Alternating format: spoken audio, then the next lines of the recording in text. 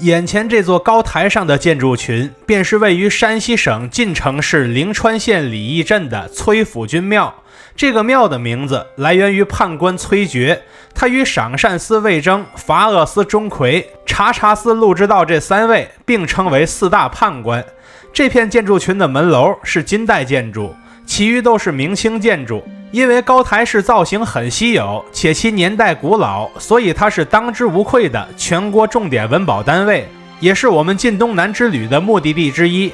当时的同行人是我的老朋友南希。殿内供奉的这位崔府君也有不少故事在民间流传，无论是地府救李世民还是尼玛杜康王，都非常令人印象深刻。这些故事我们待会儿再聊，而现在我们还是先从这座特别难进的建筑开始说起来。是都爱平里海，偏偏破门敲不开。生逢奇数比日月，3位妙法照三海。大家好，我是徐工。大家好，我是南希。目前我们在这个地儿是山西晋城灵川的崔府君庙啊，一会儿我们来好好的逛一逛这儿。我们是2024年10月自驾过去的，它旁边有一大片停车场，停车很方便。下车之后，我们一路登上高台，但时间不凑巧，赶上山西人的午休时间了，所以我们决定先吃个午饭，把这段时间给耗过去。我们吃的是山西网友推荐的麻辣拌，一人一大碗，一共17块钱。但吃完回来之后，发现还没有开门，于是决定先在外边看看这座金代门楼。门楼上方的勾栏为万字形，其面阔3间，屋顶为重檐歇山顶。如果要看屋脊的琉璃装饰，可以到高台下边仰望，这样可以看得更完整。至于铺座，我们只能在下边看到一部分，其中的柱头铺座前出一根披竹昂，搭配瓜子拱和曼拱，转角铺座则兼用披竹昂和下昂，可惜不能登上去，无法确认是真昂还是假昂。门楼的下方是一个旋形门洞，两侧各有一个石狮子，狮子旁边有一块1960年的古碑，附近墙上镶着的小碑则是一块清乾隆年间的碑。门楼的侧面有2座面阔3间的小房子，前檐柱用的是石头柱子，其屋顶为悬山顶，年份看起来不算太古老。另一侧的建筑与之配置相同，不重复说了。门楼两侧的掖门是我见过的最华丽的掖门，它上边是歇山顶，正面有4朵斗拱，中下方的荷叶墩和雀替全都是镂空雕花的。它的内部还有一套同款的木雕配置，两侧的8字影壁墙上还各有一处圆形琉璃浮雕，上有狮形瑞兽。看了半天仍然没等来开门的人，干脆给文保员打电话吧。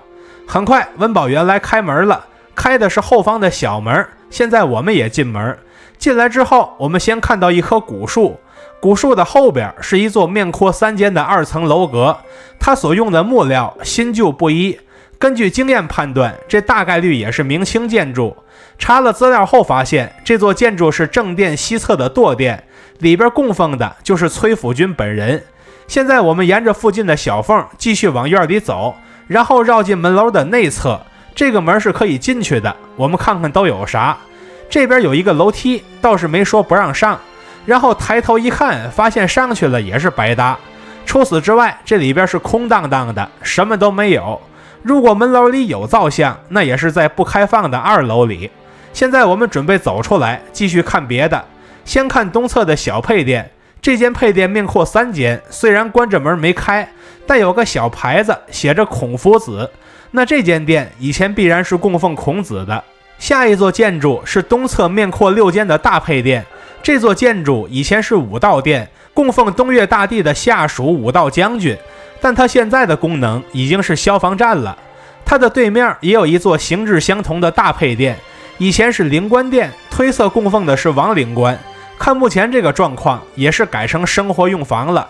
现在我们回头看那座与山门背靠背的大戏台，这是一座2层的戏台，其面阔5间，屋顶为悬山顶。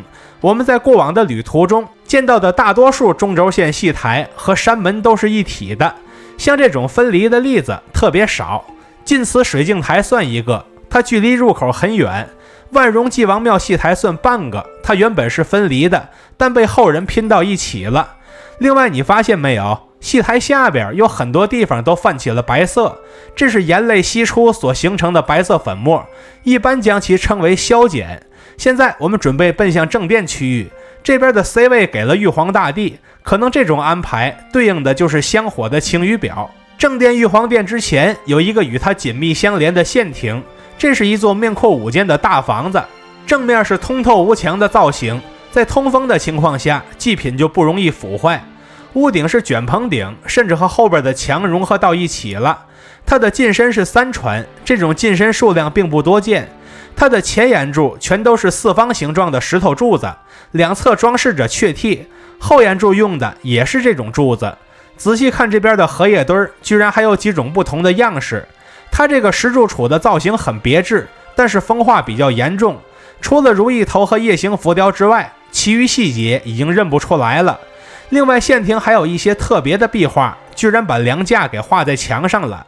现在我们来到正殿玉皇殿，它也是面阔5间，其屋顶为悬山顶，这是一座更高大的房子。因为前边贴着一座县庭，所以得走到远处才能看到几叉上的琉璃装饰。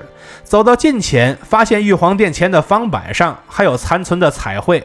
看完外部陈设，我们现在准备进殿去看一看。进殿后第一眼看到的是居中的玉皇大帝塑像，旁边诸多的神灵造像里边就有熟悉的托塔李天王。看完正殿，我们来到建筑东侧，能看到一块民国碑。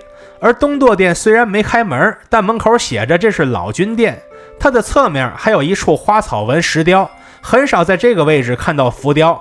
如果顺着缝往后走，就会发现后面还有建筑，这后面的建筑与刚才刚进院子之后所看到的第一座建筑形制相同，同样也是一座面阔3间的2层楼阁。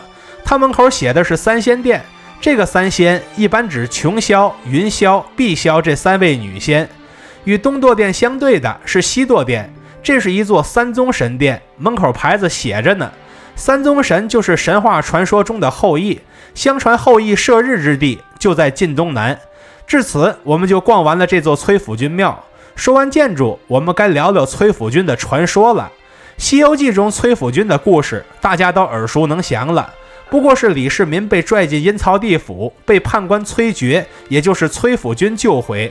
正因为这事儿，李世民才会派唐僧去西天取经，以消除亡灵怨气。现实中的崔珏确实在晋东南当过县令，所以当地有这种信仰也不稀奇。而尼玛救康王的故事，可能知道的人会少一些。这说的是宋徽宗第9子，也就是康王赵构，奉命到金国当人质，之后他设法脱逃，在夜宿崔府君庙的时候做了个梦，梦见崔府君告诉他，你怎么睡得着的？金兵来了，知道吗？赵构惊醒之后，发现庙外已经备好了马匹，于是上马一路狂奔，金人追之不及。等赵构到了安全地带，下马之后，发现自己刚才骑乘的竟是崔府君庙里的泥塑马，视为泥马救康王。之后赵构继位当了皇帝，因为感念崔府君的恩情，所以将其加封为护国显灵真君。这段是真实的历史。在金人占领晋东南之后，他们并没有拆毁崔府君庙，反而将崔府君加封为亚月之神。所谓亚月，指的是崔府君的地位和职能是仅次于东岳大帝的。之后在元代，崔府君的封号被降级为灵慧齐圣广佑王。在明清时期，官方不再支持这种信仰，只剩民间村社的那些功德主在勉力支撑，但好歹是坚持到了今天。也正因为此，我们才能在山西灵川县的李义镇再次见到这座金元时期的崔府君庙，也看到了那极为稀有的汉唐高台式建筑的造型，甚至可以以它为蓝本去想象更多古老建筑的风采。那便是这一代代传承人传递到我们这代人手中的那一棒了。看到这里的朋友，欢迎点赞、收藏、加关注，和徐公一起读城，一起旅行。